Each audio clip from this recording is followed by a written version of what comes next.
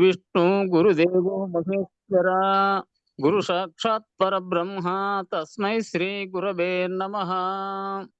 గురవే సర్వలోకానాం విషజే భవరోగిణాం నిదయే సర్వవిద్యానాం శ్రీ దక్షిణామూర్తయే నమః. బృహద్వాసిష్ట సిద్ధాంతం పూర్ణబోధోపదేశికా వెంకటేశ్వర యోగేంద్రం సద్గురుభ్యో నమో నమః. ఆత్మానాత్మమతీతమనిశం కేవలాత్మోపదేశిక వేముల రామయార్య యోగేంద్రం సద్గురుభ్యో నమో నమః.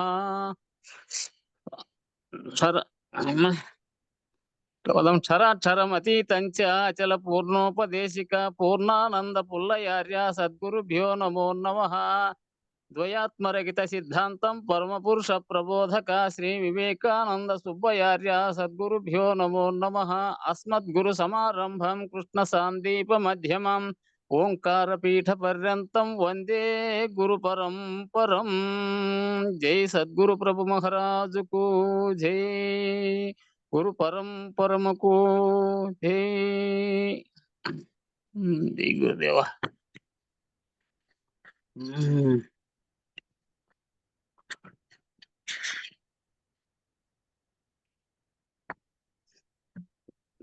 భ్రమేనహం భ్రమేణత్వం పైనుంచి మేలుకోవో దేశికేంద్ర మేలుకోవో పూర్ణ సాంద్ర మేలుకో శివరామ దీక్షిత మేలుకోవయ్యా దేవా మేలుకోవయ్యా. భ్రమేనాకం భ్రమేణత్వం భ్రమేణోపాసక జనః భ్రమేణీశ్వర భావత్వం భ్రమమూలమిదం జగత్తు. భ్రాంతి చేతని నేను నీవును భ్రాంతియే ఈశ్వర జగత్తని భ్రాంతియే సర్వం బటంచు విభ్రాంతులను జేయా ఈ జగద్భ్రాంతి విడదీయా దేవా మేలుకోవయ్యా. త్యజ ధర్మమధర్మంచ ఉభే సత్యాన్ ఋతే త్యజ ఉభే సత్యాన్ ఋతే త్యక్త్వా ఏన త్యజసి తత్యజ. ధర్మ ధర్మములాలు రెంటిలు మర్మమును బోధించి విడుమని మర్మ మెరిగిన జ్ఞాతయౌ నన్నసలు విడుమనగా గురు కట్నమును గొనగా దేవా మేలుకోవయ్యా. గురునావరణ త్యాగ అనావరణముత్తమం పరిపూర్ణం పూర్ణమేవ పూర్ణాచల సముద్రవత్తు. సరగుణను సద్గురుని గుల్చెటి ధీరవరులావరణ రహితుల చేసి పరిపూర్ణ చల సాంద్రుల ఖండులు గజేయా శరీరాత్మలను దీయా దేవా మేలుకోవయ్యా. అబీజం వృక్ష సంపన్నం శాఖా పల్లవ వర్జితం పుష్పం నాస్తి ఫలం నాస్తి సంపూర్ణం వృక్షవర్జితం. అష్టవిధ ప్రకృతుల చేతను సృష్టి కారణమాయననుచును స్పష్టముగా శోధించి చూచిన బీజరహితమని నిర్బీజ బ్రహ్మమని దేవా మేలుకోవయ్యా. సర్వశూన్యమయం రూపం జన్మశూన్యం స్వభావతః జన్మభావేన మృత్యచ్చ పరిపూర్ణం స్వభావతః. జరయు మృతులను లేని పూర్ణము విరివిగను జన్మంబు శూన్యము తరచదానందేమి లేకను దండిగున్నదని పరిపూర్ణ బ్రహ్మమని దేవా మేలుకోవయ్యా. జన్మభావే కర్మం నాస్తి కర్మభావే ఫలం నహి ఫలభావే భయం కుత్ర భయభావేన సంశయః. దేశికామి కరుణ చేతను ఈ శరీరద్వయము పోయిన నాశ యమౌ జన్మ కర్మ భీతుల్లేశమైనాను నిస్సంశయముగాను దేవా మేలుకోవయ్యా. ఇంద్రజాలమిదం సర్వం యథా మరుమరీచికా అఖండితమనాకారం వర్తతే కేవలం శివం. ఉండిలేనిది ఇంద్రజాలము ఎండమావుల వలెనె దోచును. ఖండితముగా నట్టి అచల పూర్ణ బ్రహ్మమునా పరిపూర్ణ బ్రహ్మమునా దేవా మేలుకోవయ్యా. శుద్ధే సుషుప్త వివశ తస్మిన్నాహం కదాచనాం తద్వస్తదాపి యస్యాస్తి ప్రపంచం నాస్తి తస్య వై.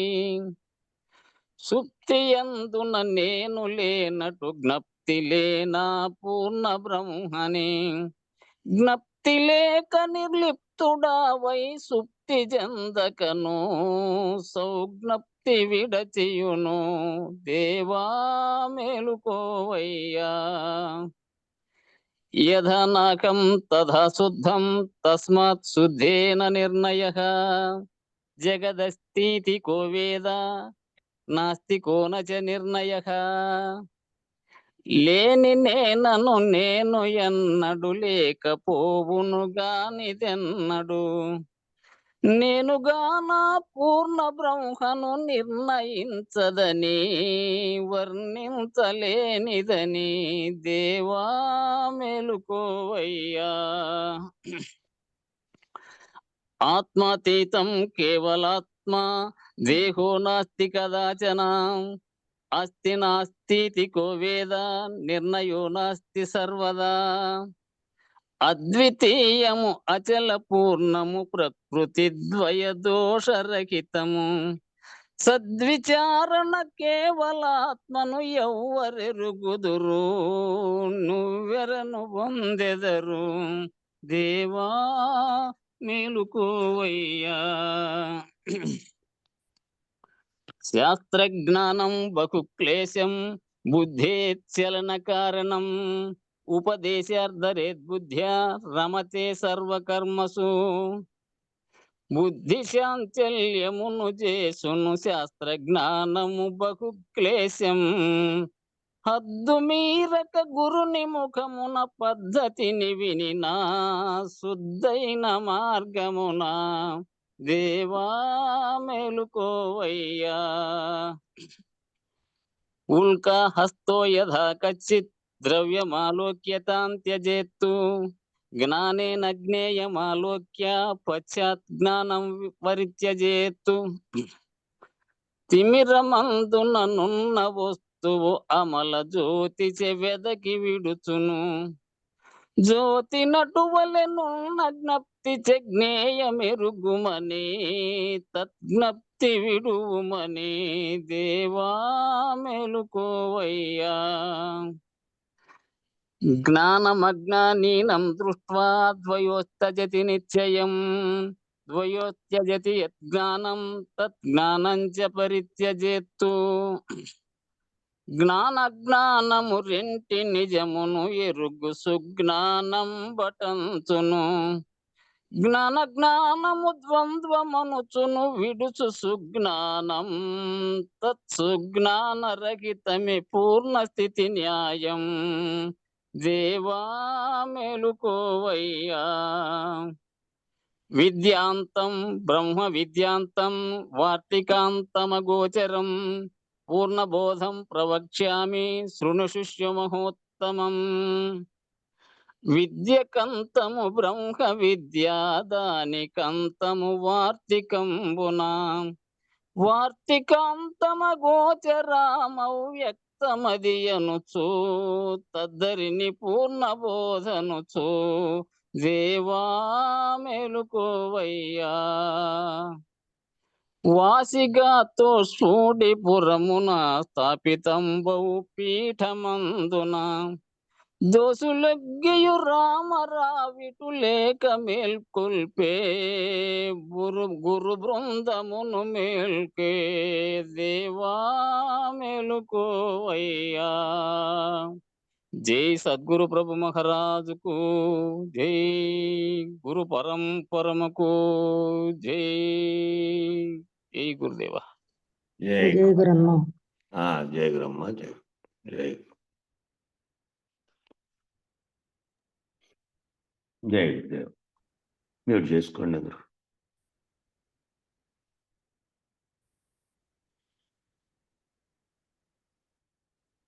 కాబట్టి ఓంకారం అనే శబ్దం మొట్టమొదట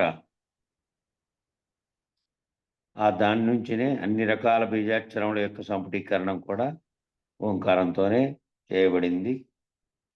అదే ఆదిలో ఉన్నటువంటి ప్రణవనాదం కాబట్టి ఆది యందు ఏర్పడినటువంటి నాదం, ఆది యందు ఏర్పడినటువంటి నాదము ఉద్భవించినటువంటి స్థానంలో ఈ ఓంకారం అనేటువంటి నాదం ఉద్భవించింది.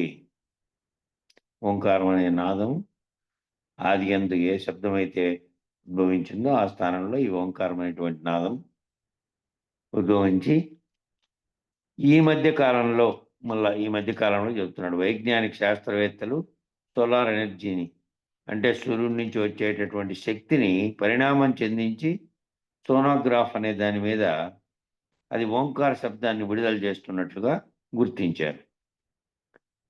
ఈ మధ్య ఏం చేశారంటే సూర్యగ్రహానికి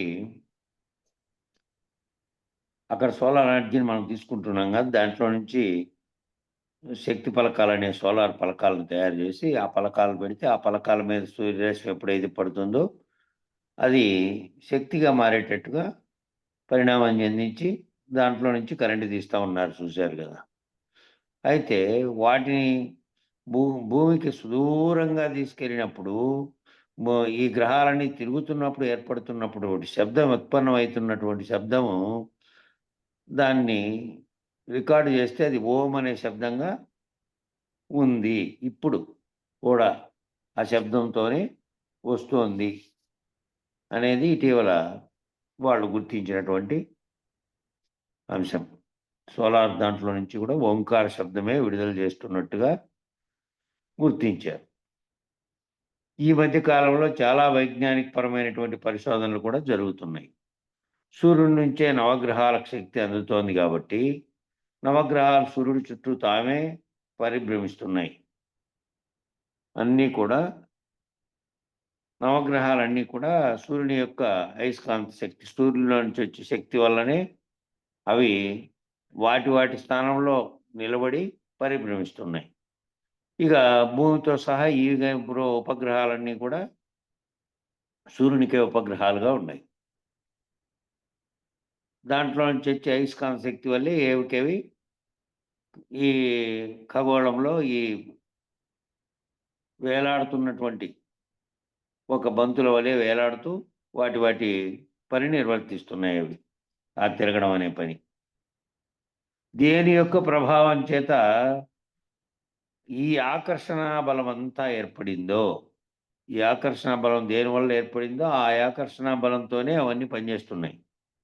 దేని యొక్క ప్రభావం చేత అవి సూర్యుడి చుట్టూ పరిభ్రమిస్తున్నాయో అనే పరిశోధనలో భాగంగా సూర్యశక్తిని నాదశక్తిగా మార్చి మనం గమనించినట్లయితే అది ఓంకార శబ్దాన్ని విడుదల చేస్తున్నట్టుగా గుర్తించారు. ఏ శబ్దం సూర్యశక్తిని అయితే దాన్ని శబ్ద పరిణామంగా మారిస్తే దాంట్లోంచి వచ్చే శక్తిలో ఓంకార శబ్దమే విడుదల చేస్తున్నట్టుగా, ఆ సూర్యునిలోంచి విడుదలవుతున్నట్టుగా గుర్తించారు. అంటే నాదము, బిందువు, కళ ఈ మూడింటి యొక్క సంయుక్త బిందువే సూర్యుడు. ఈ నాదము, బిందువు, కళ, ఈ నాదంగా శబ్దంగా ఉన్నది, ఈ బిందువుగా ఉన్నది, కళగా అది కనపడుతున్నటువంటి కళగా ఉన్నది, దాని యొక్క ప్రకాశము, ఇదంతా కూడా మూడింటి యొక్క సంయుక్త బిందువే. ఆ మూడింటి సంయుక్త బిందువే మూడు కలిస్తేనే సూర్యుడు. ఒకటేమో నిరంతరం మండుతోంది, అందులో ఉండే ద్రవం. ఆ మండుతున్నటువంటి దాంట్లో నుంచినే వేడి ఉత్పన్నమవుతోంది. వెలుగు, కళ కూడా ఉత్పన్నమవుతోంది. శబ్దము దాంట్లో నుంచినే, అది మండడం వల్లే నిరంతరం ఉత్పన్నమవుతోంది. ఎట్లని చోట అది యథార్థ స్థితిలోనే ఉంది. దాంట్లో నుంచి వచ్చే అయస్కాంత ఆకర్షణ పరిణామాలను బట్టి అవి తిరుగుతున్నాయి కింద ఉన్నటువంటివన్నీ. సూర్యుడు యథాతథ స్థితిలో ఒకే చోట ఉన్నాడు. సూర్యుడు, నక్షత్రాలు అవన్నీ కదలవు. అవి పరిభ్రమించవు, ఇంకో చోటికి పోవు. సూర్యుని కంటే పైభాగంలో అవి నక్షత్రాలు ఉన్నాయి కాబట్టి. సూర్యుని కంటే కింది భాగంలో ఉండేటివే సూర్య కుటుంబంగా చెప్పబడినాయి. అవి సూర్యుని యొక్క ఆకర్షణ శక్తి వల్ల, అయస్కాంత శక్తి వల్లనే కింద అవన్నీ కూడా తిరిగి పనిచేస్తూ ఉన్నాయి. ఈ ఈ దేని చేత, దేని యొక్క ప్రభావం చేత అవి సూర్యుని చుట్టూ పరిభ్రమిస్తున్నాయో అనే పరిశోధనలో ఈ ఆకర్షణ కణజాల బలమంతా ఎక్కడ ఏర్పడిందో, దేని ప్రభావం చేత అవి సూర్యుని చుట్టూ పరిభ్రమిస్తున్నాయనే పరిశోధనలో ఇవన్నీ గమనించినట్లయితే ఈ ఓంకార శబ్దంలో నాదము, బిందువు, కళ మూడింటి యొక్క శబ్దము, మూడింటి యొక్క సంయుక్త బిందువే సూర్యుడిగా తేలింది అనేటువంటి లక్షణాన్ని మనం గుర్తించగలుగుతున్నాం. ఒకే బిందు స్థానం నుండి కళ, ప్రకాశ వస్తువైనటువంటి ప్రకాశము, అలాగే నాదము ఒక బిందు స్థానంలో నుంచే, సూర్యుడు అనే బిందు స్థానంలో నుంచి కళ, ప్రకాశ వస్తువుగా ఉన్నటువంటి వెలుగు, ప్రకాశము, అలాగే శబ్దము, నాదము, ఈ రెండు కూడా ఒకే స్థానం నుంచే ఉత్పన్నమవుతున్నాయి. ఈ రెండు కూడా ఆ స్థానం నుంచినే ఉత్పన్నమవుతున్నాయి. ఆ స్థానం పేరు బిందువు. ఆ స్థానం పేరే బిందువు. ఆ బిందు స్థానమే సూర్యుడు. ఆ బిందువే సూర్యుడు. ఆ సూర్యబిందు స్థానం నుంచే సృష్టి అంతా కూడా ఉత్పన్నమవుతుంది. ఆ సూర్యుడు అనే బిందు స్థానం నుంచే సమస్త సృష్టికి కారణమైనటువంటి వేడి, వెలుతురు, ప్రకాశం అంతా, కళ అంతా కూడా దాంట్లో నుంచి ఉత్పన్నమవుతుంది. ఆ ఉత్పన్నమవుతున్నది, ఆ వాదం పేరు ప్రణవనాదం. ఆ నాదం పేరే ప్రణవనాదం. ఈ నాదం పేరు, శబ్దం పేరు ఏందయ్యా? ప్రణవనాదం.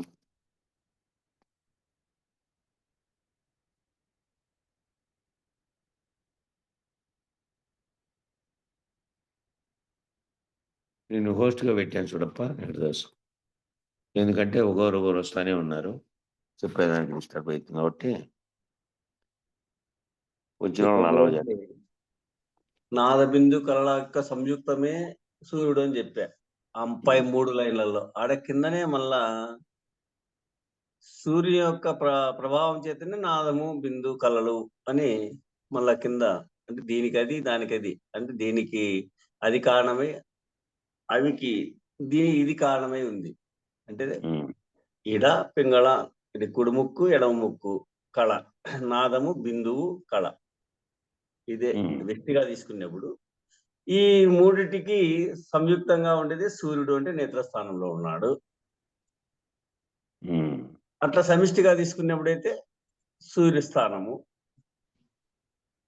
అప్పుడు వీటి వల్ల అది, వాటి వల్ల ఇది, అంటే నాద, బిందు, కళ ఆ యొక్క సంయుక్తం వల్లనే సూర్యుడని, బిందువే సూర్యుడని అన్నాడు.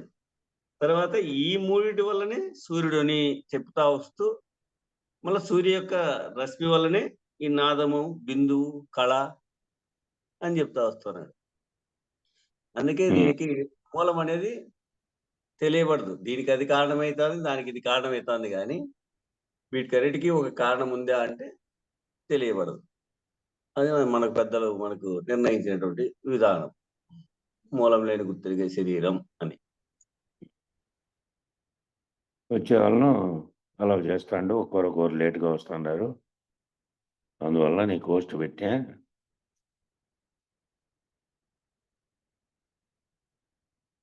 కాబట్టి ఆ ప్రణవనాదము అనేటువంటి నిర్ణయాన్ని నేటి వైజ్ఞానిక శాస్త్రవేత్తలు కూడా, వీళ్ళు కూడా, సైంటిస్టులు కూడా, ఇప్పుడు పరిశోధన చేస్తున్న వారు కూడా నిర్ధారణకు వచ్చారన్నమాట. కాబట్టి ఇది ఏనాటిదో, మనకి లక్షల కోట్ల సంవత్సరాల క్రితమే భూమి ఏర్పడినప్పటి నుంచి మన ఋషులు వేదప్రోక్తమైనటువంటి, ఋషిప్రోక్తమైనటువంటి, సృష్టి ప్రమాణమైనటువంటి విధానంలో ఈ ఓంకార తత్వం తెలుసుకున్నారు. శాస్త్రజ్ఞులు అంటే ఇప్పుడు పుట్టారు. మరి వేల సంవత్సరాల క్రితమే మన భారత భూమిలో ఉన్నటువంటి ఋషులు వాళ్ళు కేవలం ధ్యానంతో, వాళ్ళ ఆలోచనతో, వాళ్ళ భావనలో స్ఫురించింది ఇయన్నీ. స్ఫురించి ఈ ఓంకారం అనే శబ్దాన్ని, సూర్యుడి నుంచి వచ్చే వెలుగును, వీటన్నిటిని వాళ్ళు సైన్స్ లేకపోయినప్పటికీ అప్పటికే వాళ్ళు సమన్వయపరుచుకొని ఆ విధానం అంతటిని వేదప్రోక్తమైనటువంటి, ఋషిప్రోక్తమైనటువంటి సృష్టి ప్రమాణమైనటువంటి విధానంతో ఈ ఓంకార తత్వాన్ని తెలుసుకున్నారు.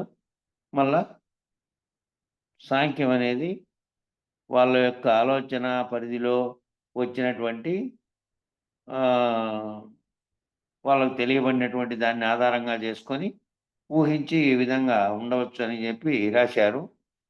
సైన్స్ పరంగా చూసినా కూడా కొంచెం దగ్గరగా సైన్స్ ఏమో ఆధారంతో చెబుతుంది. మన వీళ్ళు వేదం రాసిన వాళ్ళేమో వాళ్ళ యొక్క ఋషులు ఎవరైతే ఈ విధంగా ఉందని ముందు చెప్పారో దాన్ని ఆధారంగా చేసుకొని, వాళ్ళ భావాలను ఆధారంగా చేసుకొని వేదాల్లో పేర్కొనబడింది. అయితే అప్పటికే అంత దూరంగా తెలుసుకోవడము అంటే మరి ఏ దేశంలో గానీ, ఎక్కడా కూడా ప్రపంచంలో ఇంత లోతైనటువంటి పరిశీలన అప్పటికి వేల సంవత్సరాల క్రితం జరగలేదు. వేల సంవత్సరాల క్రితం రాజ్యాలు ఏర్పడి, మానవుడు సంఘంగా ఏర్పడి, సంఘాలు మళ్ళా ఒక ప్రాంతం ఏర్పడి, ఆ ప్రాంతాన్ని దేశం అని పిలుచుకొని దానికి రాజు ఇయన్నీ ఏర్పడి ఇంతగా జరిగినాయి గానీ, తినడము, ఆ రాజు చెప్పినట్టు తినడము, ఆ యుద్ధాలు ఇవే జరిగినాయి తప్ప, ఈ వెనక్కి అప్పుడే దాదాపు 4000 సంవత్సరాల క్రితమే వేదాలన్నీ పుట్టాయి. అన్ని వేల సంవత్సరాల క్రితమే వెనక్కి తిరిగి చూసినోళ్ళు లేరు ఆ దేశాల్లో. ఇప్పుడు సైన్స్ డెవలప్ అయినిచ్చి చూస్తున్నారు తప్ప ఆయా దేశాలన్నీ ఇక్కడ భారతదేశంలో మాత్రం అతి పురాతన కాలంలోనే వీటన్నిటిని గురించి వీళ్ళు ఆలోచన చేశారు. కాబట్టి సృష్టి రహస్యాన్ని తెలుసుకోవడం అనే భాగంగా ఆధ్యాత్మవాదులు, ఆధ్యాత్మిక సాధకులు ఆత్మ వస్తువును తెలుసుకోవాలనే ప్రయత్నం చేసేటటువంటి ప్రతి ఒక్కరూ కూడా ఈ ఓంకార తత్వ విచారణ తప్పక చేయవలసిన అవసరం ఉన్నది. కాబట్టి ముందు ఆత్మ విచారణ చేయాలి. ఆధ్యాత్మికము తెలుసుకోవాలి. ఆ ఆధ్యాత్మిక సాధన చేయాలి అనేటువంటి ఆత్మ వస్తువును తెలుసుకోవాలని చేసే ప్రతి ఒక్కరూ ఈ విచారణని, ఈ ఓంకార తత్వ విచారాన్ని తప్పక చేయవలసిన అవసరం ఉన్నది. దీని యందు పూర్తి అవగాహన, పూర్తి అనుసంధానము కలిగి ఉండాలి. దీంట్లో పూర్తి అవగాహన మరియు అనుసంధానము కలిగి ఉండాలి. పూర్తి నిమగ్నమైనటువంటి చిత్త ఏకాగ్రత కూడా కలిగి ఉండాలి. పూర్తి దీంట్లో నిమగ్నమై చెప్పేటప్పుడు, వినేటప్పుడు, దీని గురించినటువంటి విచారణ చేసేటప్పుడు పూర్తి నిమగ్నమై వినాలి. పూర్తి నిమగ్నంగా ఉంటే తప్ప ఏదో విషయం చెప్తుంటే ఇంక లాస్ట్‌కి అది సైన్స్ లాగా అర్థం కాని దానిలాగా తోచిందనుకో, నిద్ర వచ్చేస్తది వినేవాళ్ళకి. కాబట్టి నిమగ్నంగా వింటూ ఉంటే గనక అర్థమైతా పోతది. నిమగ్నమైనటువంటి చిత్త ఏకాగ్రత కూడా కలిగి ఉండాలి. చిత్తం దీని మీదనే ఏకాగ్రత పెట్టి ఉండాలి. ఈ 3 ఒక చోట కలిసినప్పుడు మాత్రమే ఓంకార తత్వంలో సాధకుడు ప్రవేశించగలుగుతున్నాడు. ఈ ఓంకార తత్వంలో సాధకుడు ప్రవేశించాలి, దాంట్లో లీనమై ఇది కావాలి అంటే మొదటిదేమో అవగాహన, రెండోది అనుసంధానము, మూడోది చిత్త ఏకాగ్రత. 3 అంశాలు చెప్పాడిక్కడ. అయి 3 ఉంటే తప్ప దాంట్లోకి ఈ ఓంకార తత్వంలో సాధకుడు ప్రవేశించలేడు. ఎందుకు అంటే ఆత్మవిచారణ చేయాలనుకునేవాడు ఈ ఓంకార తత్వం యొక్క అవగాహన కలిగి ఉండాలి, అనుసంధానం కలిగి ఉండాలి, నిమగ్నమై ఉండాలి, చిత్త ఏకాగ్రతతో ఉండాలి. ఈ 3 ఒక్కచోట కలిసినప్పుడు మాత్రమే ఓంకార తత్వంలో సాధకుడు ప్రవేశిస్తాడు.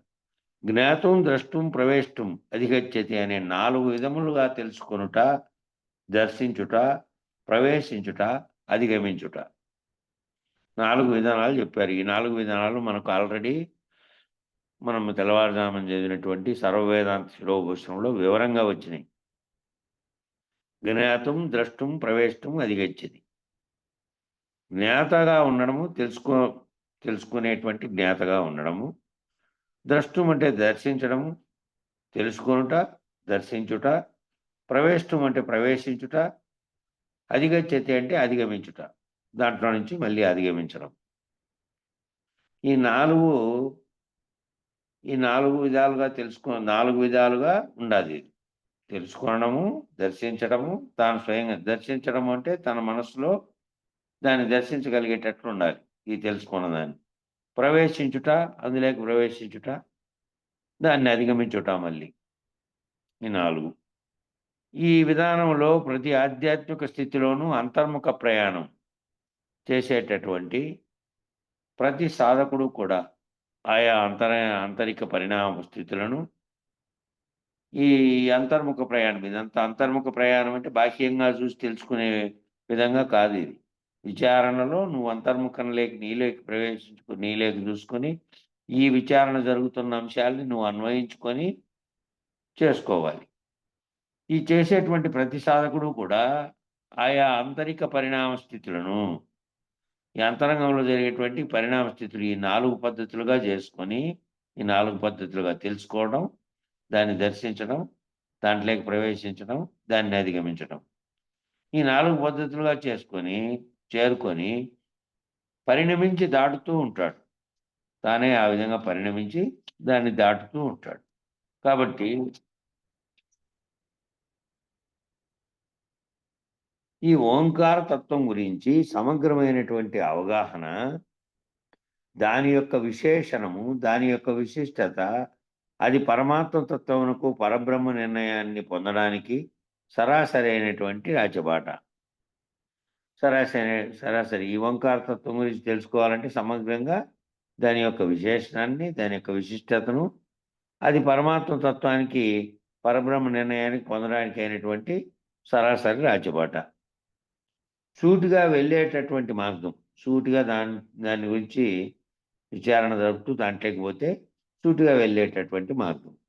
కానీ నిదానముగా పరిణామం వస్తుంది. నిదానంగా పరిణామం వస్తుంది. ఆ పరిణామం తెలుసుకోవాలంటే నువ్వు ఒక్కొక్క వస్తువు తెలుసుకుంటే, ఓంకారం గురించి మొదలు తెలుసుకుంటే, ఆ తర్వాత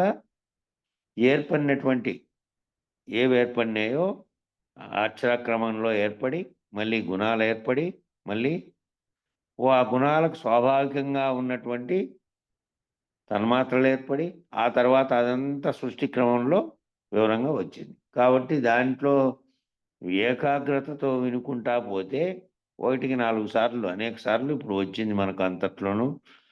మనకు అంతకుముందు మన భద్రాద్రి రామ శతకంలో సాంఖ్యం వచ్చింది. మొన్న తెల్లవారుజాము చదివినటువంటి సర్వవేదాంత శిరోభూషణంలో వచ్చింది. ఇక్కడ మళ్ళా ఒకసారి దాని మీద ఆత్మజ్ఞానం కలగడానికి కలిగినటువంటి పూర్తి ఆత్మజ్ఞాన విచారణ అంతా కఠోపనిషత్తు కాబట్టి ఆ కఠోపనిషత్తులో అంతర్భాగంగా దీంట్లో కూడా వచ్చింది ఇప్పుడు. కాబట్టి ఇదంతా కూడా సూటిగా వెళ్ళే మార్గం అంతా నిదానంగా పరిణామం వస్తుంది. నిదానంగా అర్థం చేసుకుంటూ పరిణామం వస్తుంది. ఆల్ ఆఫ్ ఎ సడన్గా ఒకరోజు పొద్దున ఓంకారం చేస్తే సాయంత్రానికల్లా పరబ్రహ్మతత్వం తెలియబడదు. ఉన్నట్లుండి పొద్దున్నే మాత్రమే ఆల్ ఆఫ్ ఎ సడన్ అంటే ఉన్నట్లుండి ఏదైనా ప్రత్యక్షమైతే వస్తువు కదా చూస్తానే కనపడుతుంది. అట్లా చూస్తా కనపడేది కాదు. అర్థం చేసుకుంటూ అవగాహన చేసుకుంటూ మాత్రమే చేయాలి ఈ ఓంకారం అనే దాంట్లో విచారణ కూడా. ఈరోజు పొద్దున ఓంకారం అనేది నువ్వు ఆ ఓంకారం అనే మంత్రం, ఆ ఓంకారం అనే దాని గురించి తెలుసుకొని చేసావనుకో, దాని స్మరణ సాయంత్రానికల్లా ఈ పరబ్రహ్మతత్వం తెలియబడేది కాదు. అట్లా పొద్దున్నే చేశాను కాబట్టి ఓంకారాన్ని గురించి సాయంత్రానికి అట్లా తెలియబడేది కాదు. కాబట్టి ప్రతి ఒక్కరూ కూడా తప్పక ఓంకార తత్వము గురించి పూర్ణమైనటువంటి అవగాహన కలిగి ఉండాలి. ఓంకార తత్వం అనే దాని నుంచినే సూర్యచంద్రాదులుగా ఉన్నటువంటివన్నీ కూడా ఇదే శబ్దంతో, ఆ శబ్దం యొక్క పరిణామం క్రమంగా జరుగుతున్నాయి. ఆ శబ్దం దాంతోనే జగత్తుకు ముఖ్యమైనటువంటి సూర్యుడి కాటి నుంచి వచ్చినటువంటి అన్ని గ్రహాలు వాటి యొక్క అయస్కాంతత్వంతో పనిచేస్తున్నప్పటికీ దానికి కూడా ఆధారమైనటువంటిది ఓంకార తత్వంలో నుంచినే వచ్చింది.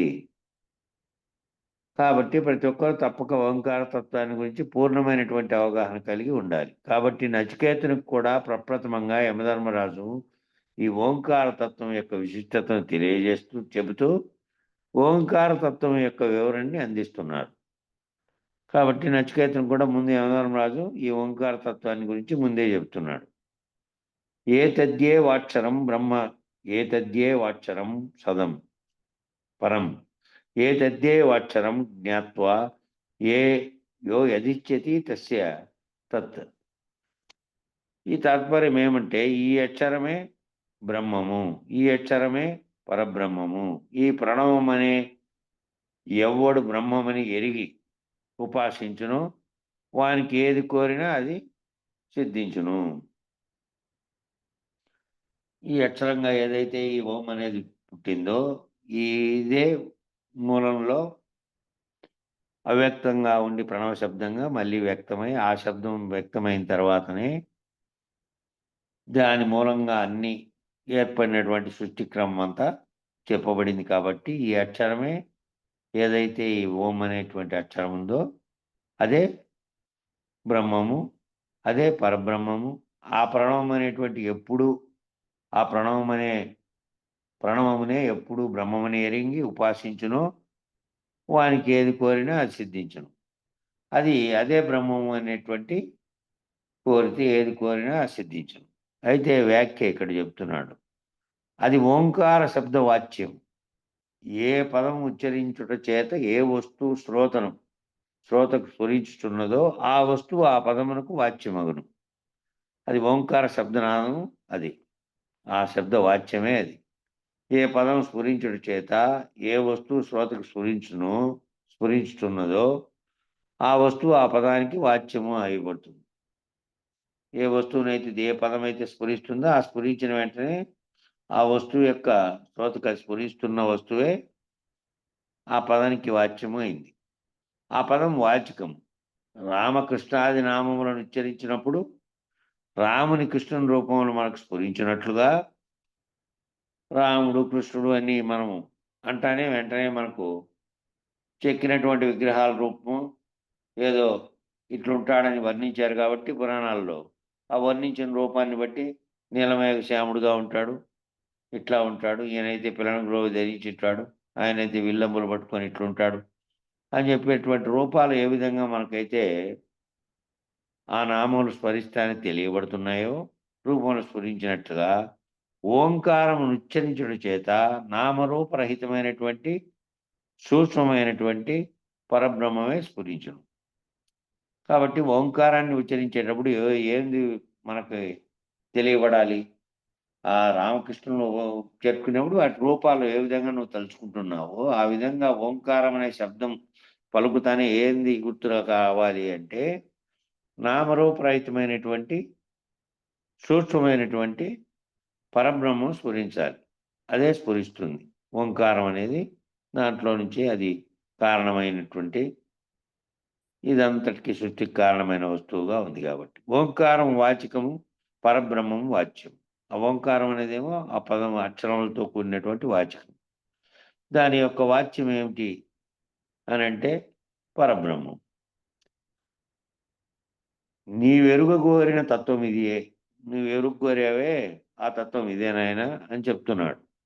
ఇదంతా ఆత్మభావనలోకే వస్తుంది. ఆత్మాతీతం అనేది వేరు. ఆత్మభావనలో చెప్పడానికి ఉపయోగిస్తున్నటువంటి పదాలు ఇవన్నీ. నీవెరుగగోరిన తత్వం ఇదే. ఈ పరబ్రహ్మ తత్వమే నాశనం లేనిది, అన్నిటికంటే గొప్పది, అతి సూక్ష్మమైనది, మహత్తు కన్నా మహత్తైనది, అణువు కన్నా అణువైనది. ఈ బ్రహ్మం నెరిగిన వారి కోరికలన్నీ సిద్ధించును. ఇది చూడండి, ఈ పరబ్రహ్మం అనేది నీవెరుగగోరినటువంటి తత్వం ఇదేను. ఈ పరబ్రహ్మ తత్వమే నాశము లేనిది, నాశనం కాకుండా ఎప్పటికీ ఉండేది, అన్నిటికంటే గొప్పది, మళ్ళీ అన్నింటికంటే సూక్ష్మమైనది కూడా అదే. మహతో మహియాన్, అనోరణీయాన్ అనేటువంటి రెండు చెప్పారే, ఆ రెండింటి యొక్క అర్థం చెప్తున్నారు ఇక్కడ. అన్నిటికంటే గొప్పది ఇదే, అన్నిటికంటే సూక్ష్మమైనది కూడా ఇదే. మహత్తు కన్నా మహత్తైంది ఇదే, అణువు కన్నా అనువైనది కూడా ఇదే. ఈ బ్రహ్మం నెరిగిన వారి కోరికలని సిద్ధించును. ఈ బ్రహ్మం ఎవరైతే ఎరిగి ఉంటారో ఇక వారి కోరికలు సిద్ధించినట్టు వారి ఆలోచనలో ఏదైతే వస్తుందో అదే మళ్ళీ ప్రతిఫలిస్తుంది. కాబట్టి ఏదైతే తాను ఇదని భావిస్తాడో ఇది అన్నిటికంటే సూక్ష్మంగానూ ఉంది, అన్నిటికంటే గొప్పగానూ ఉంది. మళ్ళా మహత్తు కంటే మహత్తు అయింది కూడా ఇదే, అణువు కంటే అనువైంది కూడా ఇదే. కాబట్టి ఈ బ్రహ్మం నెరిగిన వారి కోరికలను సిద్ధించును. విశేష వ్యాఖ్య చెప్తున్నాడు దీనికి. ఓంకార శబ్దం యొక్క ఓంకార తత్వం యొక్క లక్షణాలని ప్రాథమికంగా మొట్టమొదట మనకు తెలియజెప్పే ప్రయత్నం చేస్తున్నాడు.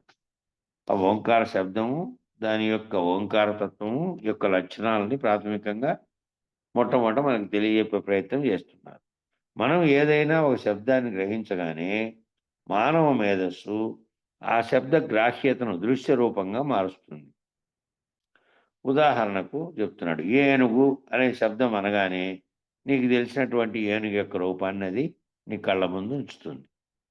ఏదైనా నువ్వు తలుచుకోగానే తలుచుకున్న ఏనుగుని గురించి అనుకో, ఎదురుగా ఇక్కడ భౌతికంగా లేకపోయినప్పటికీ ఒకప్పుడు చూసినటువంటి రూపం వెంటనే నీ మదిలో సాక్షాత్కారం అవుతుందా లేదా? ఆ రకంగా తలుచుకున్నటువంటి వస్తువు ఏదైతే ఉన్నదో అది అంతకుముందు నువ్వు చూసి ఉంటే ఆ శబ్దం పేరు వినగానే, ఏనుగనే శబ్దం వినగానే నీకు తెలిసినట్లే ఆ రూపం అది నీ కళ్ళ ముందు ఉంచుతుంది. ఏ శబ్దాన్ని విన్నప్పటికీ కూడా ఆయా శబ్దముల యొక్క దృశ్య రూపాన్ని నీ కళ్ళ ముందు ఏది ఉంచుతోంది? ఏదైతే గుర్తెరుగుతోందో అది ఉంచుతోంది. భౌతికంగా ఈ కళ్ళు, ముక్కు, చెవులు ఇవన్నీ సాధనాలుగా ఉన్నాయి తప్ప, కళ్ళు కెమెరా లాగా ఉంది తప్ప, అది ఒకప్పుడు ఎప్పుడో చూసినటువంటి దృశ్యాన్ని ఇప్పుడు మళ్ళీ దాని యొక్క శబ్దరూపకమైనటువంటి పేరు వినగానే శబ్దరూపకంగా పేరు వింటున్నావు ఇప్పుడు. కానీ శబ్దరూపకంగా విన్నా కూడా వెంటనే దృశ్యం గుర్తుకొచ్చేసింది, దాని పేరు వినంగానే గుర్తుకొచ్చేసింది. కాబట్టి ఓంకార శబ్దం యొక్క ఓంకార తత్వం యొక్క లక్షణాలని ప్రాథమికంగా మొట్టమొదట మనకు తెలిపే ప్రయత్నం చేస్తున్నారు ఇక్కడ. కాబట్టి మనం ఏదైనా ఒక శబ్దాన్ని గ్రహించగానే, శబ్దం ఏదన్నా గ్రహించని వెంటనే మానవ మేధస్సు ఆ శబ్దం ఎక్కడి నుంచి వచ్చింది, ఆ శబ్దం దాని యొక్క అర్థంగా ఉండేదైతే దాని అర్థం ఏమిటో అనేది వెంటనే దృశ్య రూపంగా మార్చుకుంటుంది. ఏ శబ్దం ఎక్కడి నుంచి ఏ విధంగా వచ్చిందో దాన్ని బట్టి దృశ్య రూపకంగా మారుస్తుంది. కాబట్టి ఏనుగు నీ ముందర లేకపోయినప్పటికీ ఏనుగు అనే శబ్దం వింటానే ఆ శబ్దం యొక్క రూపం, దానికి రూపం ఏనుగు అనే పదానికి ఏ రూపం ఉందో ఆ రూపం నీ కళ్ళ ముందు ఉంచుతుంది. ఏ శబ్దాన్ని విన్నప్పటికీ కూడా ఆయా శబ్దముల యొక్క దృశ్య రూపాన్ని నీ కళ్ళ ముందు ఉంచుతుంది. ఏ శబ్దాన్నైనా విను, ఏ శబ్దాన్నైనా. ఎవడో డబ్బారే కొడతాడు, ఎక్కడో శబ్దం వస్తుంది, నువ్వు ఈడ కూర్చున్నావు, కొడుతున్న దాని యొక్క శబ్దం యొక్క భేదాన్ని బట్టి అది ఏ శబ్దమో ఇంకోటి ఏ శబ్దమో కూడా తెలుసుకోగలవు. కాబట్టి వేరే శబ్దం ఏదైనా వచ్చిందనుకో, వేరే శబ్దం, పటాకులు కలుస్తున్నాడు ఒకడు, అది కూడా తెలుసు. గోడ గడియారం ఉంది, గరికపాటి చెప్పాడు. అక్కడ ఎక్కడంటే అరుణాచలంలో చెప్పా, గరికపాటి ప్రసంగం ప్రత్యక్షంగా విన్నాము. అది గోడ గడియారం ఉంది, క్షణానికి ఒకసారి టిక్ టిక్ టిక్ టిక్ అని కొడతా ఉంటుంది. మీరు ఆ గమనమైనా కానీ ఆ గోడ గడియారం తగిలించుకొని ఆ గోడ గడియారంలో ఉన్నటువంటి శబ్దాన్ని గ్రహించినా కానీ శబ్ద బ్రహ్మాన్ని నువ్వు గ్రహించగినట్టేనని అలవర్చుకుంటావు అని చెప్పాడు. అందుకే అట్లా ఆ సృజన జరిగి తెల్లవారుజామున నేను కృష్ణుని యొక్క వర్ణన ఉంది ఆ పాటలో, వేదాంత విచారణలో పెట్టాను ఈరోజు. అది వినొచ్చు, కృష్ణుని యొక్క వర్ణన అంతా. అదే స్మృతి కలిగి అది గుర్తుకొచ్చి అప్పటికప్పుడు గూగుల్లో అడిగి ఆ పాటను విని వేదాంత విచారణలో పెట్టాను తెల్లవారుజామున. అదే చూస్తే వచ్చింది ఒకటి, మళ్ళా దాని నుంచి ఇచ్చేద్దాం. అదే ఈ విధంగా ఏదైతే నువ్వు భావిస్తావో, శబ్దాన్ని వింటావో, ఆ శబ్దముల యొక్క వేరువేరుగా ఉన్నప్పటికీ ఆ శబ్దముల యొక్క శబ్దాల యొక్క వినపడేటువంటిది అది వేరువేరుగా ఉన్నప్పటికీ అది ఏమిడిది అనేది నువ్వు నీ దృశ్య రూపాన్ని నీ కళ్ళ ముందు ఉంచుతుంది. ఏదైతే గుర్తెరగలుగుతుందో అది నీ కళ్ళ ముందు ఉంచి నీకు మళ్ళీ ఈడ లేదు వస్తువేమో, కానీ శబ్దాన్ని బట్టి నువ్వు ఊహించుకొని దాన్ని ఎప్పటికప్పుడే తెలుసుకోగలిగే స్థితిలో ఉంటావు. కాబట్టి సాకార పద్ధతిగా సాధనలతో చిన్నప్పటి నుంచి అలవాటు పడినటువంటి మానవ మేధస్సు ఎట్లా అలవాటు పడింది? సాకార పద్ధతిలో కండ్లతో చూసి ప్రతి వస్తువును కూడా కళ్ళతో చూసేటువంటి పద్ధతిలో అలవాటు పడింది. కళ్ళతో చూసిన దాన్ని మళ్ళీ గుర్తుపెట్టుకొని దాన్ని గుర్తుకు తెచ్చుకునే పద్ధతికి అలవాటు పడింది.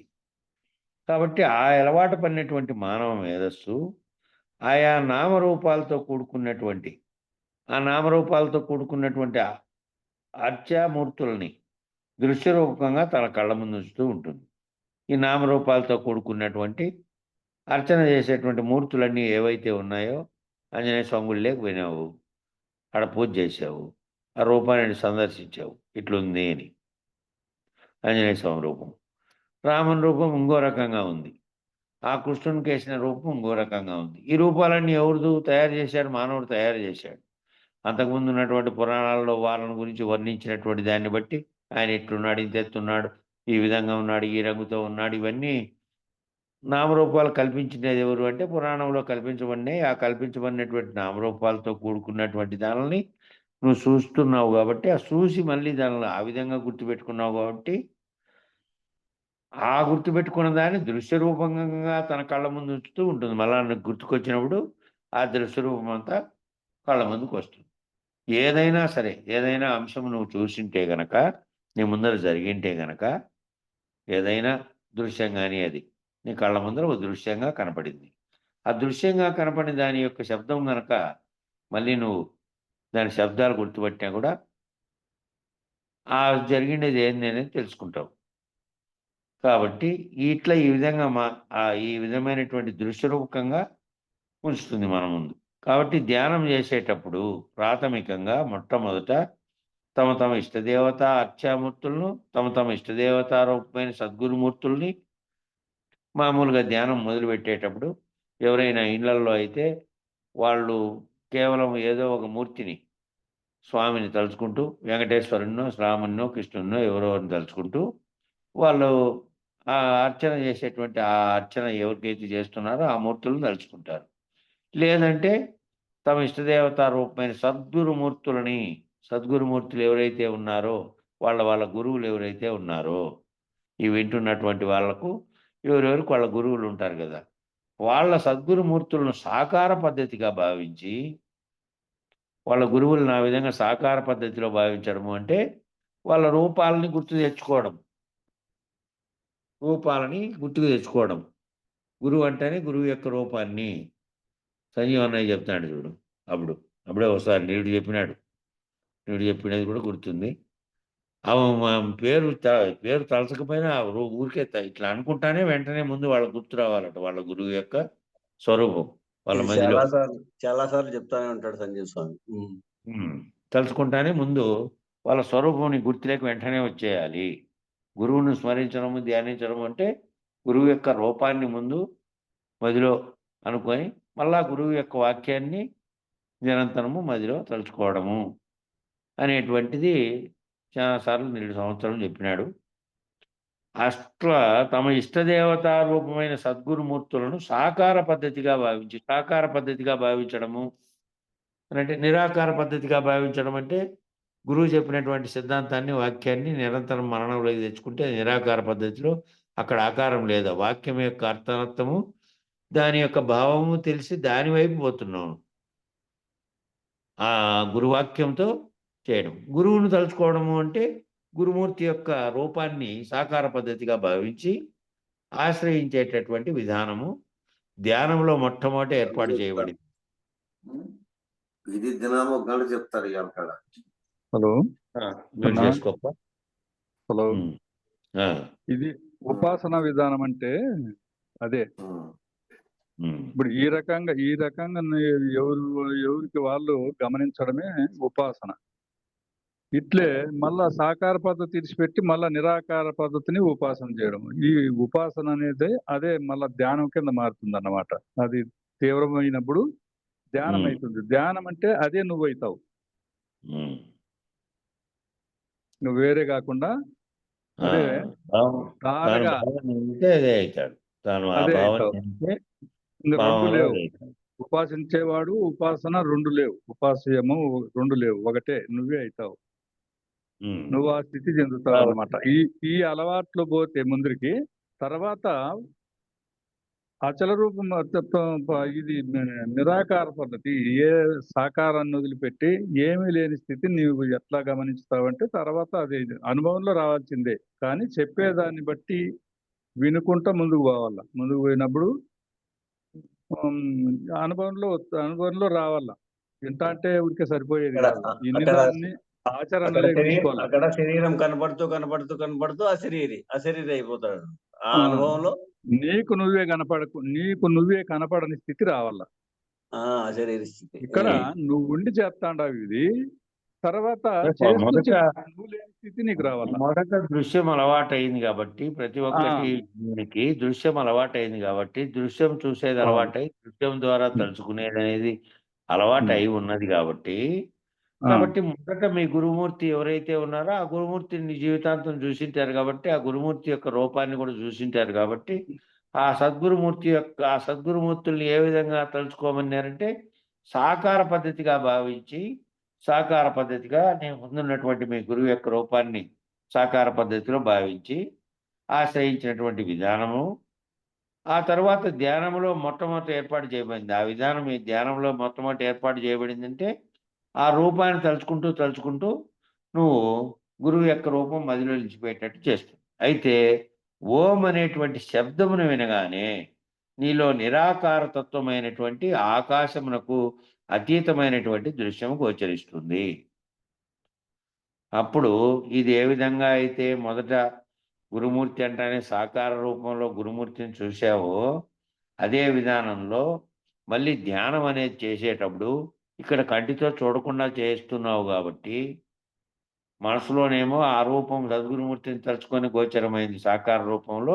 ఇప్పుడు ఎదురుగా లేకపోయినప్పటికీ మళ్ళీ నువ్వు తలుచుకోగా నీకు సాకార రూపం ముందు చూసినటువంటి సాకార రూపం ఇప్పుడు నీ ఎదురుగా లేకపోయినప్పటికీ మనసులో గోచరించినట్లే ఈ ఓం అనేటువంటి ఓం శబ్దాన్ని వినగానే నీలో ఏం కావాలి అంటే నిరాకారతత్వమైనటువంటి ఆకాశమునకు అతీతమైనటువంటి దృశ్యం గోచరిస్తుంది.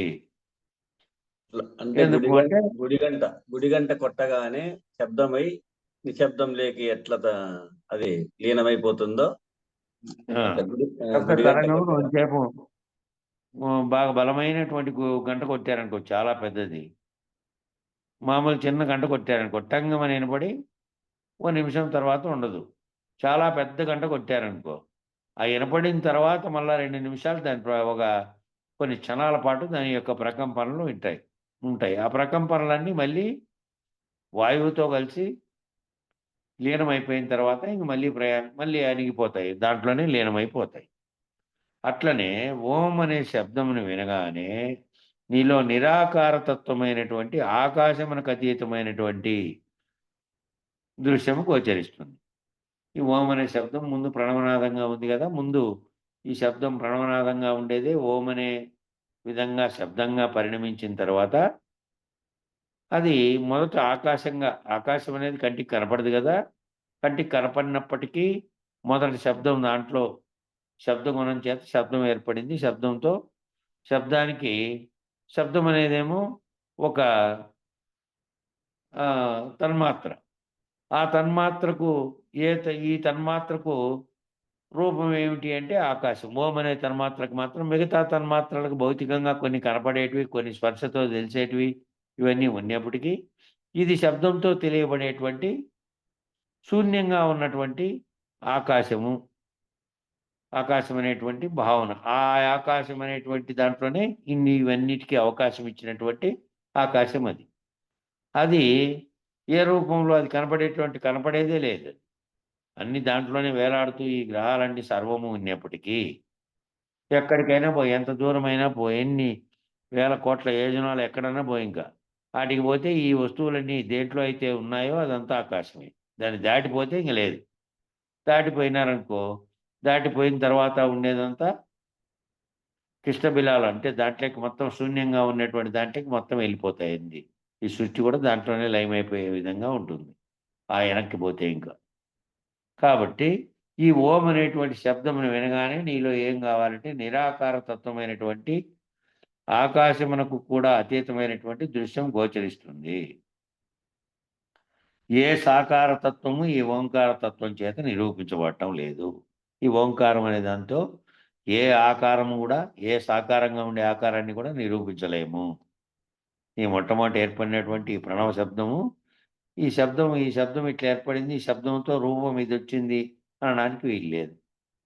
ఎందుకంటే దీనితో ఉత్పన్నమైనటువంటిది మిగతా తన్మాత్రలతో ఉత్పన్నమైన వాటిని ఏ రూపంగా నువ్వు గుర్తిస్తున్నావు. ఆకాశం అనే దాన్ని గుర్తించడానికి ఏమీ లేదు. ఆకాశం అంటే ఏమీ లేనటువంటి స్థితిలో ఉంది. కానీ దాంట్లో ఇవన్నీ ఉన్నాయి. ఒక ఖాళీ ప్రదేశము, ఆ ఖాళీ ప్రదేశంగా ఉన్నటువంటి దాన్ని సాకార పద్ధతిలో నువ్వు గుర్తించలేవు. మన ఎదురుగా ఉన్నటువంటి ఇద్దరి మధ్య ఉన్నటువంటి ఖాళీ బయలు కూడా ఆకాశం అంతటా ఉన్నది. కొండ ఖాళీగా పెట్టింటే కొండలో చూపించారు కదా. కొండలో ఖాళీగా ఉన్నప్పుడు దాంట్లో ఉన్న అది కూడా ఆకాశం. పగలగొడితేనేమో సర్వంగా ఉన్నటువంటి ఆకాశంలోకి అది కూడా కలిసిపోయింది. వేరుగా లేదు అప్పుడు. ఘటాకాశము, మహాకాశం గురించి చెప్పినప్పుడు అది వచ్చింది. అట్లా ఆకాశం అనేటువంటి పదముతో అది ఆకార రూపంలో ఎక్కడా లేదు. ఆకాశం అనేటువంటిది సర్వత్రా ఉన్నది. అది నిరాకార రూపంలో గోచరిస్తుంది. సాకార తత్వం అనే దాంట్లో కనపడదు. ఓం అనే తత్వము అట్లా ఆకార రూపంలో నిరూపించబడటం లేదు. ఎందుకంటే రామ అనగానే రాముని యొక్క ఆకారం గోచరిస్తుంది. రామ అంటేనే రాముని యొక్క ఆకారం స్ఫురిస్తుంది మనకు. అట్లనే కోదండరాముడు, జానకిరాముడు, దశరథరాముడు, పట్టాభిరాముడు అయిన ఇన్ని రకాలైనటువంటి రకరకాలైనటువంటి రామనామంతో పేర్లు రకరకాలుగా పెట్టారు. దశరథుని కుమారుడు కాబట్టి దశరథరాముడు, జానకి భర్త కాబట్టి జానకీరాముడు, పట్టాభిరాముడు అంటే మళ్ళా దేశానికి అంతటికి పట్టాభిషేకం చేయబడి అధిపతి రాముడుగా పాలించినాడు కాబట్టి పట్టాభిరాముడు. ఇట్లా కోదండాన్ని ధరించుంటాడు కాబట్టి ఎప్పుడు కోదండం అంటే అది విల్లు, కోదండరాముడు. ఇట్లా రకరకాలైనటువంటి రామనామంతో మనము అనుబంధపడి ఉన్నాం కాబట్టి ఈ పేర్లన్నిటికీ అర్థం తెలిసి ఆ పేర్లతో ఉన్నటువంటిది తెలుసు కాబట్టి దానితో మనం అనుబంధపడి ఉన్నాం కాబట్టి ఆ పేరు పిలుస్తానే అది ఓహో కోదండరాముడు అంటే ఎప్పుడు చేతిలో అది పట్టుకొని ఉంటాడు, కోదండం అనేటువంటి విల్లు. ఎవరెవరికి ఇష్టమైనటువంటి రామరూపం ఆ కళ్ళ ముందు మెదలాడుతుంది. ఎవరెవరికి ఏ విధంగా ఇష్టమైంటుందో అది కళ్ళ ముందర మెదలాడుతుంది సాకార రూపంలో. అట్లాగే కృష్ణ శబ్దం వినగానే బాలకృష్ణుడో, గోపికాకృష్ణుడో, రాధాకృష్ణుడో, ధ్యానం చేస్తున్నటువంటి ధ్యాన ముద్రాంకిత కృష్ణుడో, గోవర్ధన గిరినెత్తినటువంటి కృష్ణుడో, కాళీయమర్దన సంఘటనలోని కృష్ణుడో, వెన్న దొంగలించే కృష్ణుడో, ఇట్లా రకరకాలైనటువంటి ఆ రూపంలో ఏమేమిట్లో విన్నావో నువ్వు పాటల రూపంలో కానీ, లేదంటే నువ్వు సినిమాల్లో దృశ్య రూపంలో కానీ, లేకపోతే పురాణం చదివేటప్పుడు వాళ్ళు వర్ణించినది కానీ ఏది వినిన్నా వెంటనే నువ్వు ఆ రూపాన్ని స్మరణకు తెచ్చుకుంటావు. నువ్వు నిజానికైతే చూసినలే. ఆ రూపాన్ని వర్ణించిండేది ఉంది కాబట్టి వర్ణన యొక్క ఆధారంగా నువ్వు మళ్ళీ దానికి రూపాన్ని కల్పించుకోగలిగినటువంటి ఊహాత్మక శక్తి నీకుంది కాబట్టి దాన్ని ఆ వర్ణనను బట్టి చెప్పిన దాన్ని బట్టి వెంటనే నీకు ఆ రూపం గుర్తొచ్చేటట్టు ఉంటుంది. వెనదొంగలించే కృష్ణుడు వెనదొంగ అన్నారనుకో, ఆ చిన్నప్పుడు ఆ బాలుడుగా ఉండేటువంటి కృష్ణుడు పోయి ఆ ఒట్టి మీద ఉన్న వెన్న దొంగలించినట్టుగా వెంటనే స్ఫురణలోకి వచ్చింది. అట్లా గోవర్ధనగిరిని ఎత్తాడు అని నేననేది నాటకంలో సినిమాల్లో చూపకపోయినప్పటికీ వర్ణనాత్మకమైనటువంటి పురాణంలో విన్నప్పటికీ కూడా రూపాన్ని ఆడ జరిగిండే విషయాన్ని ఊహించుకోగలిగిండేది మానవునికి ఉంది కాబట్టి ఆ రూపాన్ని ఊహించుకొని కూడా నువ్వు వెంటనే ఇట్లుంటుందని చెప్పగలవు. కాబట్టి రకరకాల రూపములైనటువంటి గీతాబోధకుడైనటువంటి గీతాచార్యుడైనటువంటి శ్రీ కృష్ణమూర్తియే విశ్వరూపమును ప్రదర్శించినటువంటి ఏ విశ్వరూపాన్ని ఏ విధంగా ప్రదర్శించినప్పటికీ విరాట్ రూపమును ప్రదర్శించినటువంటి కృష్ణమూర్తియో, ఎవరికైతే ధ్యానమూర్తులందు ఆసక్తి కలిగిన వారు ఉంటారో వాళ్ళు ధ్యానం కృష్ణమూర్తి యొక్క సందర్శనం ఆ విధంగా జరుగుతుంది. ఎవరైతే ఏ రూపంలో గనక తలుచుకుంటారో, విరాట్ రూపాన్ని ప్రదర్శించినటువంటి కృష్ణమూర్తినైనా, లేదంటే విశ్వరూపాన్ని నేనే ఈ విశ్వంలో జరిగేటువంటి సకల తంతులన్నీ దీంట్లోనే జరుగుతున్నాయి. పుడుతున్న వాళ్ళు, పోతున్న వాళ్ళు, వస్తున్న వాళ్ళు, సకల ప్రకృతి, సకల జీవజాలం అంతా కూడాను దీంట్లో నాలోనే జరుగుతున్నది. ఈ విశ్వం అని మీరు చెప్పుకుంటున్నటువంటి పంచభూతాత్మకమైనటువంటి సమస్త విశ్వము ఇందులోనే ఉన్నది చూడండి అని చెప్పి చూపించాడే అది. ఆ చూపించినది ఏంది? ఆ విశ్వం అనేదంతా సర్వము నీలోనే ఉంది. నీలో కూడా నువ్వు భావిస్తున్నదంతా సర్వము విశ్వం దీంట్లోనే ఉంది. ఏదైతే భావిస్తుందో ఆ భావించేదే అన్నిటినీ ఆ విశ్వం అంతా దర్శించగలిగేటటువంటి ఆ స్థితి నువ్వు కూడా ఊహిస్తే నీలో ఉంది. అంతటినీ చూడగలిగేటువంటిది ఉంది. కాబట్టి ఎవరు ఏ ఆసక్తితో దాంట్లో చూస్తారో ఆ ఆసక్తితో ధ్యానమూర్తిని చూస్తే ధ్యానమూర్తిగాను, విరాట్ రూపాన్ని చూస్తే విరాట్ రూపము, విశ్వరూప సందర్శనం తలుచుకుంటే ఆ రూపమును గుర్తు తెచ్చుకునేటువంటి విధంగా తెచ్చుకుంటారు. ఆ కృష్ణమూర్తి యొక్క సందర్శనం, కృష్ణుని యొక్క సందర్శనం ఎట్లా జరుగుతుందంటే, ఎవరు ఏ విధంగా తలుచుకుంటే ఆ పేరు తలుచుకొని ఆ పేరు యొక్క రూపములు తలుచుకున్నట్టుగానే ఈ రకంగా నామరూపములు స్ఫురిస్తూ ఉంటాయి. ఏం చేత అంటే శబ్దగ్రాహ్యత చేత. ఏ శబ్దం అయితే ఉపయోగించబడిందో, శబ్దం అంటే పదం, విశ్వరూపము అంటానే విశ్వమంతా తానై ఉన్నటువంటి కృష్ణ పరమాత్ముడు. అట్లా శబ్దం వింటానే స్ఫురిస్తూ ఉంటాయి శబ్దగ్రాహ్యం చేత.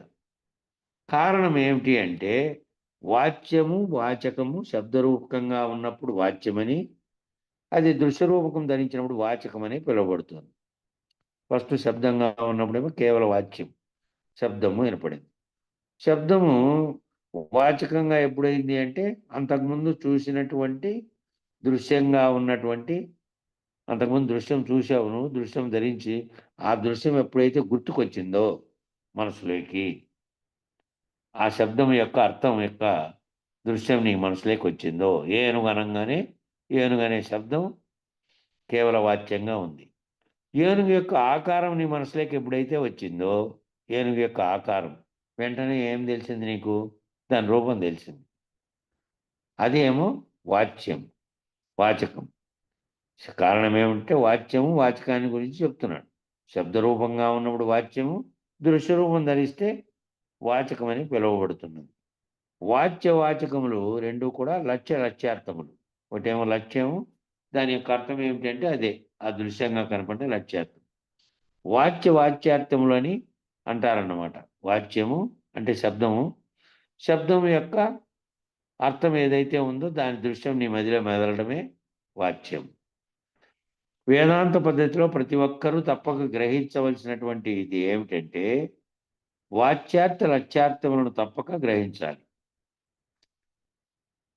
ఈ వేదాంత పద్ధతిలో ప్రతి ఒక్కరూ తప్పక గ్రహించాల్సింది ఏంటంటే ఈ పదం యొక్క శబ్దం వచ్చింటే పదం యొక్క శబ్దం యొక్క అర్థము తెలుసుకోవడమేమో వాచ్యార్థం. ఆ పదం యొక్క అర్థాన్ని తెలుసుకోవడం వాచ్యార్థం అయితే, ఆ పదము నీకు గోచరించే విధంగా నువ్వు మనసులో దర్శించగలిగేది ఏదైతే ఉందో లక్ష్యార్థం. ఏది తెలుసుకునేకి ఆ పదం అనేది శబ్దం వచ్చిందో ఆ శబ్దం యొక్క లక్ష్యార్థం ఏదైతే ఉందో అది గ్రహించాలి. అది నీకు మళ్ళా దర్శనమైనటువంటి విధంగా ఉండాలి. ఏ పదం అయితే వేదాంతంలో ఉపయోగిస్తున్నారో ఆ పదానికి మొదట దాని సాధారణ అర్థమేమో వాచ్యం, దాని అంతరార్థం ఏదైతే ఉందో అదేమో లక్ష్యం.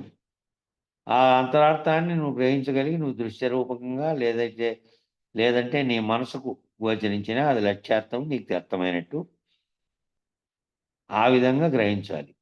ఏమి విడవాలి అంటే వాచకములో వాచ్యమును విడవాలి.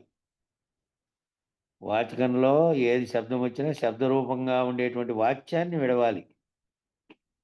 అది విన్నావు గాని వింటానే నీకు గోచరిస్తానే ముందు ఆ వాచ్యం విడచాలి. ఆ వాచ్యం యొక్క వాచకం ఏమిటి?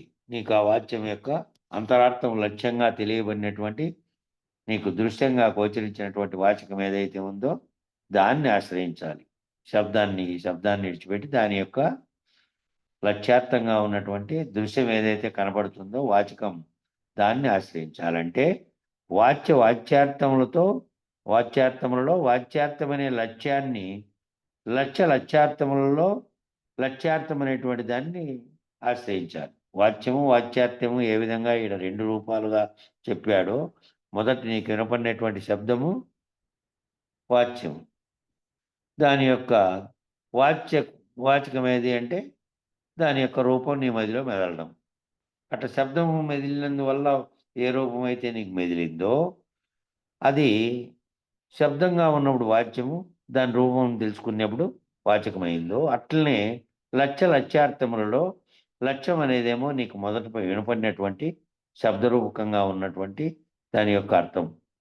లక్ష్యార్థమైనటువంటిది ఏది అంటే దానికి ఒక రూపం కల్పించుకుంటే ఆ రూపం లేని దాన్ని గురించి భావించినామనుకో, లేని దాన్ని అయినా సరే దాని యొక్క అంతరార్థం కనుక మనసుకు బోధపడినా కూడా అప్పుడు అది లక్ష్యార్థంగా నీకు తెలియబడినట్టు.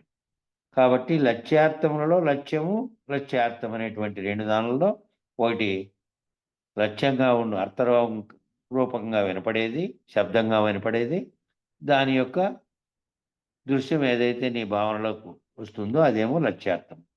ఆ లక్ష్యార్థం అనేటువంటి దాన్ని ఆశ్రయించాలి. కాబట్టి సమయం సరిపోయింది.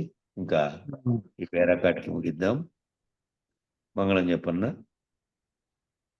నిర్వికారాయ సకల నిత్య ముక్తిదాయకాయ నిర్గుణాయ నిర్మలాయ నిత్య మంగళం సగుణ నిర్గుణ రహితాయ సంకల్పవర్జితాయ సర్వసాక్షతీతునకు సత్యమంగళం సత్తు చిత్తు సమసిపాయ శత్రు సంహారణాయ ఒత్తిలేని దీపము నీకిత్తు మంగళం చేష్టలన్నీ ఉడిగిపాయ చేసేదేమి లేకపాయ శేషమ్మ మనసు మీలో చేరే మంగళం పరిపూర్ణాయ సకల భవ్య దివ్య రూపాయ పరశురామాయ సీతారామ మంగళం నిర్వికారాయ సకల నిత్య ముక్తిదాయకాయ నిర్గుణాయ నిర్మలాయ నిత్య మంగళం మంగళం గురుదేవాయ మహనీయ గుణాత్మనే సర్వలోక శరణ్యాయ సాధు రూపాయ మంగళం. జై సద్గురు ప్రభు మహారాజుకు జై. జై గురు పరం